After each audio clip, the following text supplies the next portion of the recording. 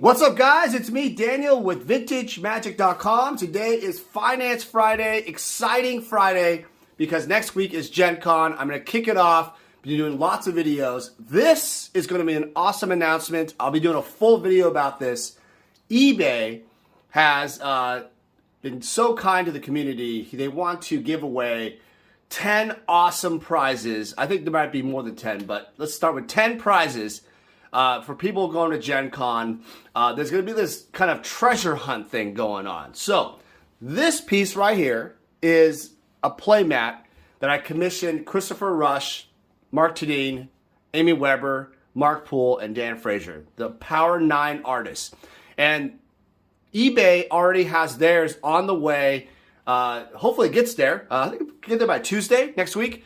Gen Con starts Thursday, so they're going to be an awesome treasure hunt thing. You're going to have to find out, go on their social media, I think on their Instagram or their Twitter, and even at their booth, of course, and to look at the prizes and such. So basically how it works, what I was explained was there's going to be these objects. It could be a sword, a deck of cards. This is not going to be one of the prizes, but like something like this, I don't know. I don't know how they're going to do it. They're going to be eBay, maybe Vintage Magic themed, because they wanted my logo, so I think they're going to be doing something that's cool. Don't know exactly. Here is the Gathering book. Awesome book. Also part of the giveaway. And what's really special about this book is, check this out. Boom. Christopher Rush, Black Lotus, and Amy Weber, and Rob Alexander's in there too. Drawings inside this awesome Gathering book. If you want this one, eBay's booth, check it out. Gen Con. Coming up Thursday, this upcoming week.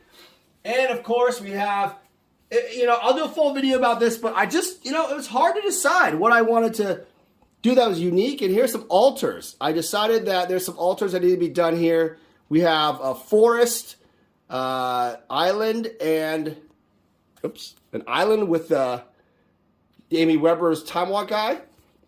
Island, Tropical Island Nighttime, which I think is really cool, by Jesper Mirfors. And of course, an alpha, not beta, Christopher Rush Color Altar Black Lotus. Unbelievable. Obviously, you guys know that Christopher passed away years ago. Great guy. I had the honor of meeting him and spending some time with him. And his art is amazing, legendary. All right, so we also have a revised starter deck, sealed. A little bit of a ding on the top, but still nice. Open it up, get some dual lands, or keep it as an investment. Really cool. And let's see. I think there's a box of Fallen Empires. Boom. All right. Fallen Empires also going to be on there. And last but not least, this awesome Amy Weber Time Walk playmat, the 4 seasons. I'm going to go over all this, guys. Enjoy the Finance Friday about the current Magic state. Why am I selling all these cards? What's going on? Enjoy the video. Vintage Magic. Game, collect, invest. For more information about our consulting and professional services, visit VintageMagic.com.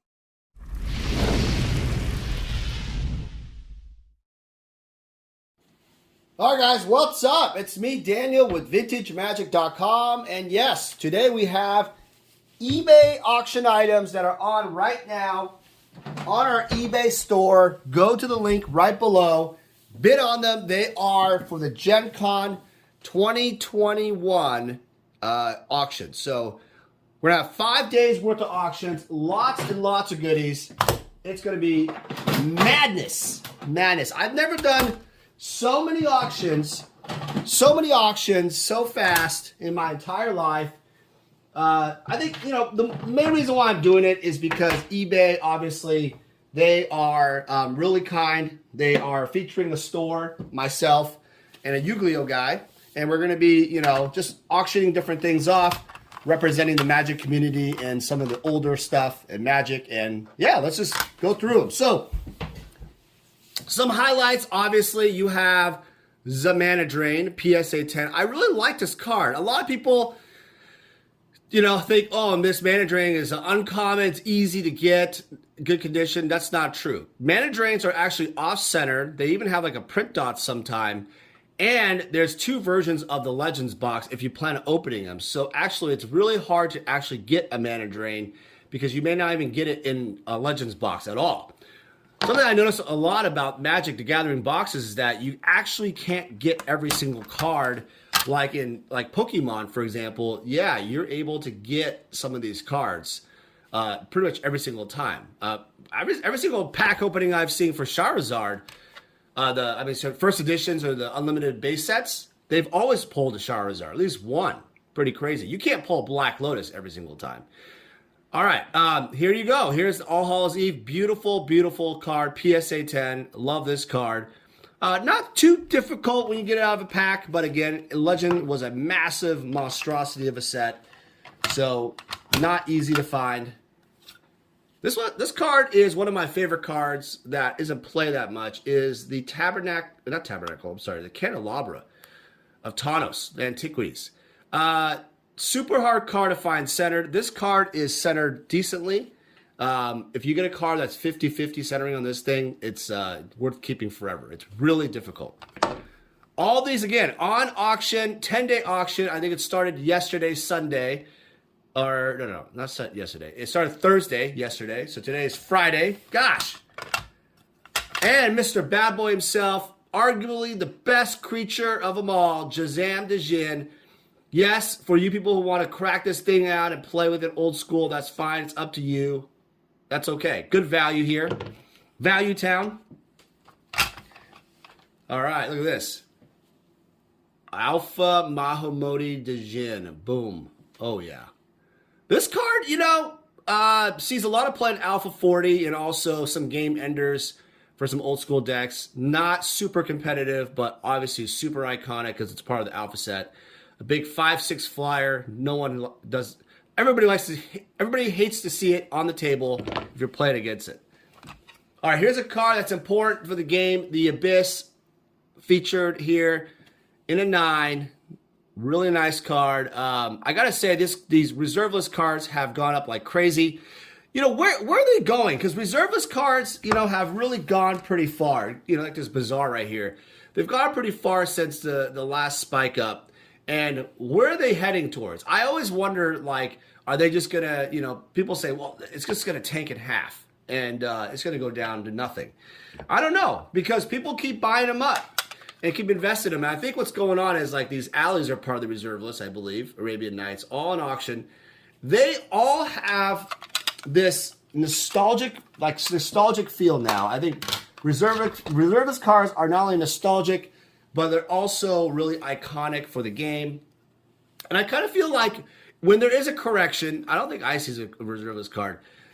When there's a correction of any kind for reserve list cards, what happens is it actually just bounces back and then bounces back higher when it goes to the next level. So I wouldn't be surprised if that happens again, but that was months ago when they went down a little bit. Now they're just going back up. So I have to say, who knows? You want to catch the wave?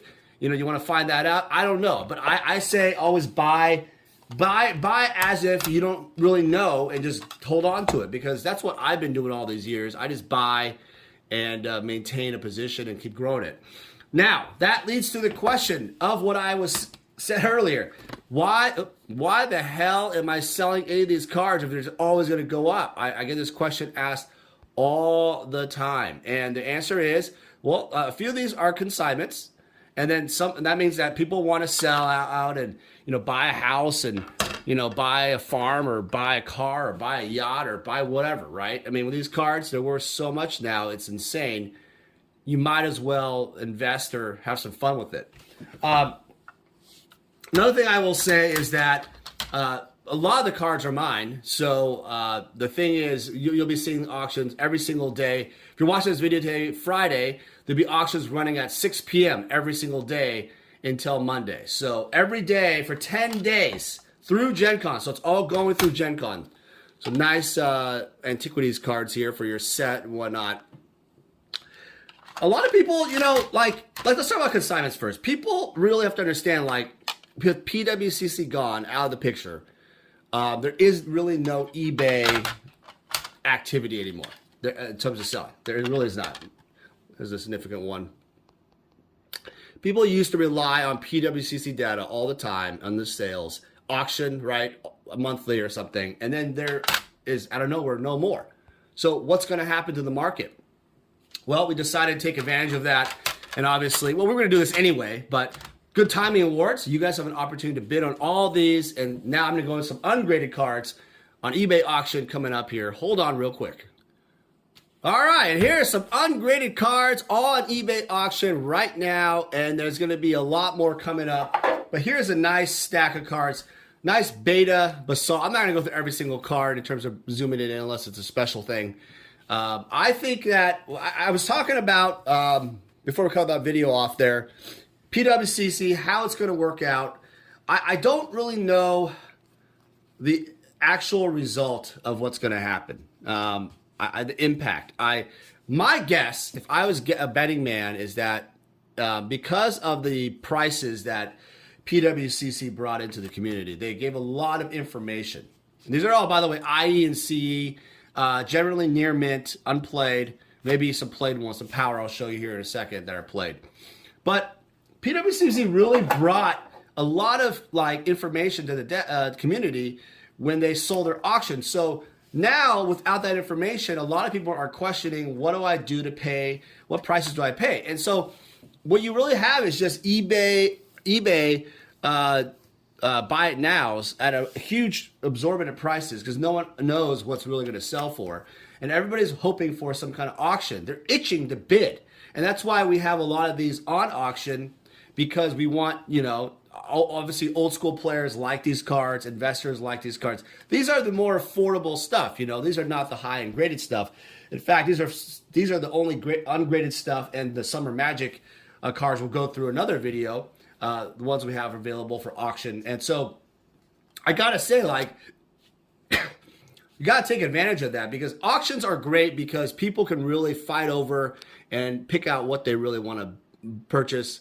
Wheel of Fortune obviously has spiked quite a bit, and a Black Border 1 CEIE is a great addition to the collection for Commander decks, old school decks.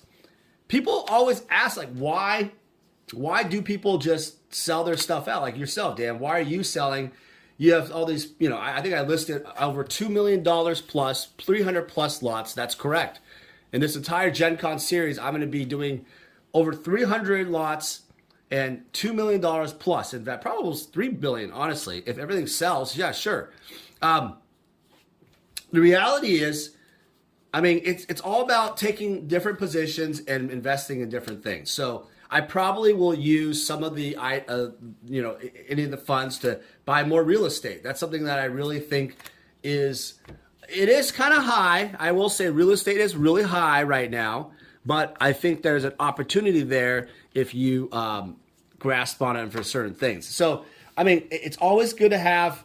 Also, another thing is cash flow. If you buy more, I buy so many deals and cards, right, and collections.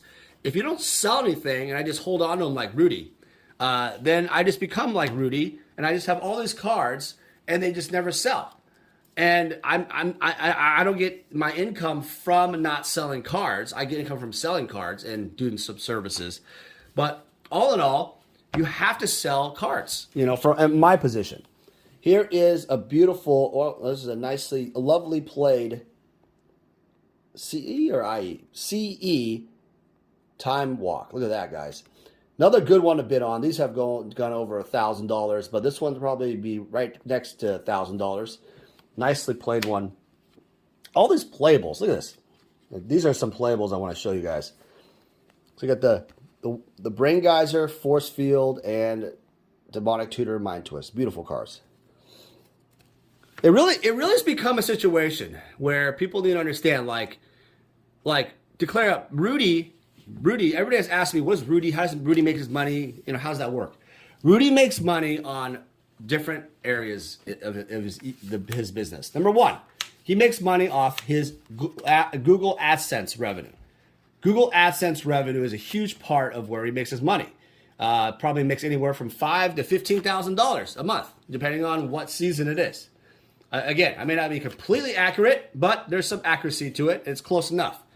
He also makes money on his Patreon, which is really, really big time because he offers deals to his patrons. I don't know what the exact price now. It used to be like $79.99 shipped. But essentially, if you buy his boxes, his newer boxes, and he focuses on newer boxes, like all the new stuff you see. That's why he does so much Innistrad and the new modern Masters and the new Ravnica, the new course. I don't know what I ran out of understanding how many of these boxes he has or what the Wizards comes out with. But he opens the new stuff. He on the Patreon is like a Costco membership.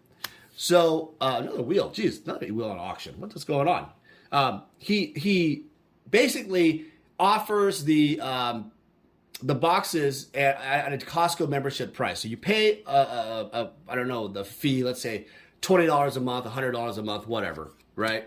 And then you're getting cheap per box prices, and you probably get maximum amounts you can buy, and they're shipped prices.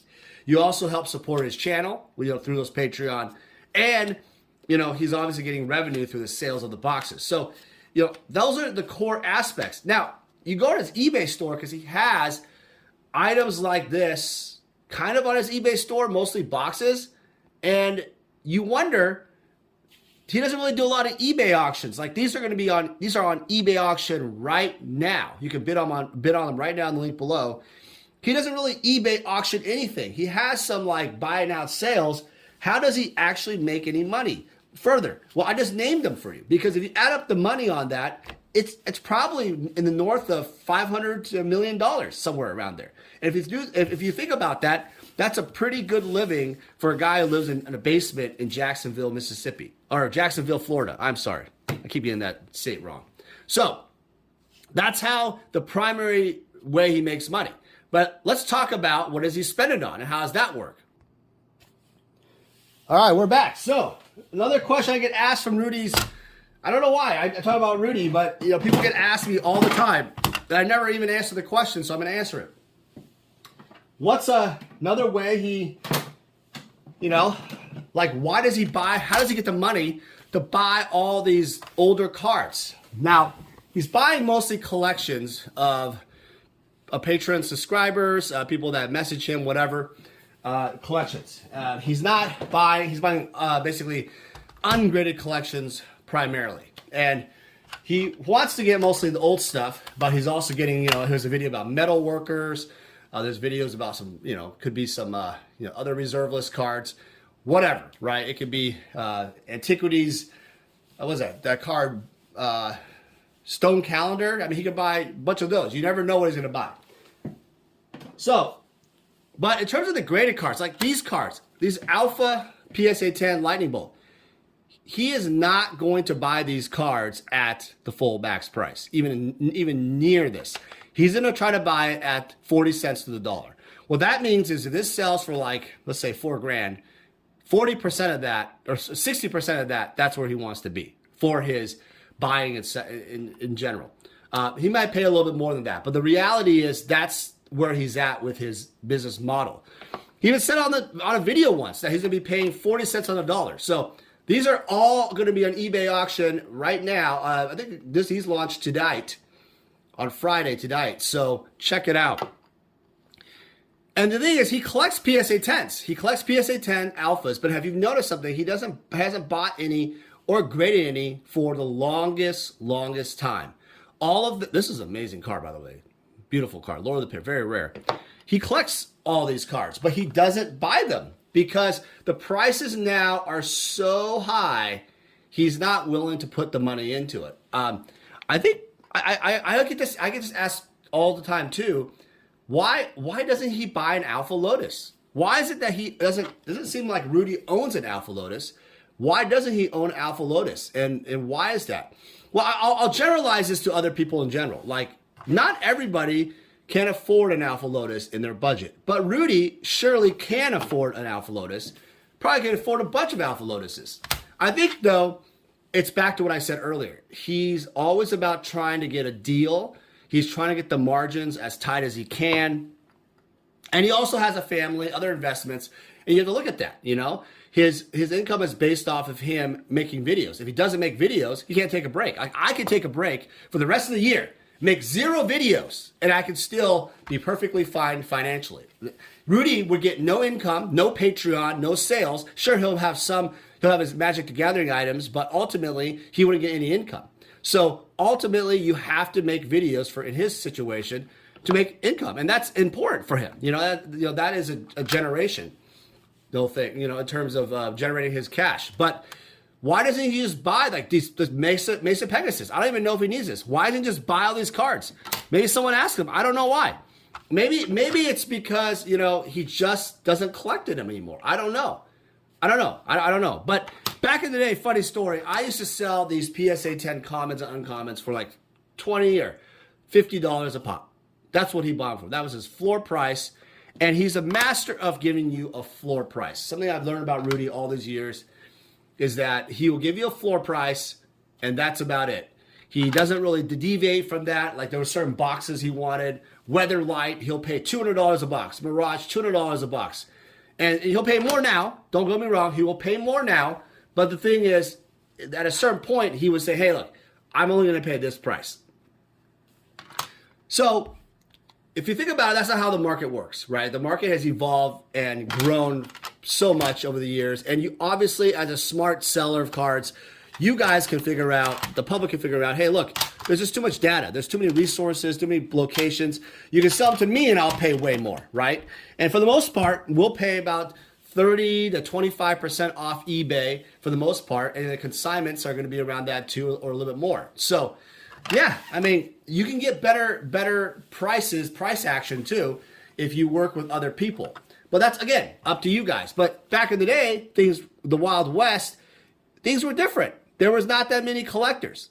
These are also on eBay auction. I'm going to have so many 9.5 commons, uncommons, random cards. So if you're going to want to help complete your set, whatever, this is the time. A lot of great cards. So that I hope I generalize that kind of like everybody makes different money. Like if you were, okay, so let's say you want to buy an Alpha Black Lotus and you were making $100,000 a year, okay, but you had a family of 2, family of 4 total, and then you have it's expensive, you have a car payment, whatever, right? An Alpha Black Lotus at $60,000, $70,000, $80,000 is going to be a lot of money, unless you like hit an inheritance, jackpot, you're good at blackjack, poker, I don't know, right? Some of those gambling stuff. The reality is most people cannot afford an Alpha Black Lotus. So it would also be a high percentage of their net worth. And I'm not saying Alpha Black Lotus would affect Rudy's net worth that much. I would guess he's in the close to, well, he's easily like 10 million plus in this point because of his value of his collections and stuff. But he could obviously afford an Alpha Black Lotus, but he will not just buy one straight up because I don't think that's the type of positions he wants. I think ultimately he wants to probably buy them through deals and collections, and he hasn't found the right price point. And some people actually treat collectibles kind of like that. If you look about his mind, he works in a way of stock market analysis, and the way he works is very analytical, super analytical, introverted guy. He's not extroverted actually normally. He's actually very introverted. So very smart and very intelligent. He's looking at the numbers, right? And he's probably saying, hey, look, these things might drop and it has a high room to drop. And so I will say he's right in some cases, but it comes to the Alpha Black Lotus, because I get asked, why is that card not showing up on his videos? Because he doesn't have any. I'm guessing he doesn't. I think he had a binary of Black Lotuses. There's a beta one I sold him a while back.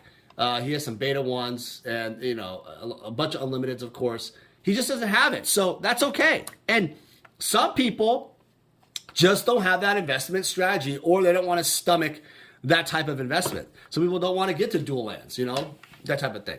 So this is kind of, these cards I'm offering here are mostly player cards, collector cards. They're all 9.5s, alphas and PSA 10s. Great for set registry collectors. Now, again, if you want to start on this quest collecting 9.5 alphas, this is the cream of the crop. They're not going to be cheap anymore. Probably PSA 10s are close to $1,000 now for commons now sometimes. So these are definitely a great investment. But you have to remember there's like almost 300 cards in the set, and if you don't have the cash flow to buy all the cards, and you think I'm going to buy all the commons up, and then I'm going to finally buy each rare and blah, blah, blah. Let me give you a little hint. That's not going to work, because what's going to happen is you're going to end up like this rare here, the Sedge Troll. It's probably like $1,500 at least, right? Something like that. This just not even a 9.5. If this is a 9.5, it'd be like $7,000, $8,000 in a top grade, right? In a really nice grade. Maybe more, right? If it's really centered. So you have to remember, if you're making a set collecting, you have to have the strategy laid out. You have to have the budget laid out. And if you have any questions on that, you can always contact me at vintagemagic.com. Always here to help you. All right, guys, enjoy the collecting. Again, thank you so much for watching, guys. These all are going to be on eBay auction. These will be gone tonight for Friday. And then we already have some going on all through Gen Con. Enjoy all the auctions. I hope you guys win a bunch of stuff. And thank you again. Have a good weekend. Hey guys, it's me, Daniel, with VintageMagic.com. I'm here to share with you more about our deck and set collector fulfillment service. The deck fulfillment service caters to the player. And what that basically means is if you are a player looking to fulfill your old school Magic deck, certain Power 9 or key pieces in your Vintage deck, or dual lands in your Legacy deck, we have the inventory and the resources to help you fulfill your needs. Next, we have the set collector fulfillment service.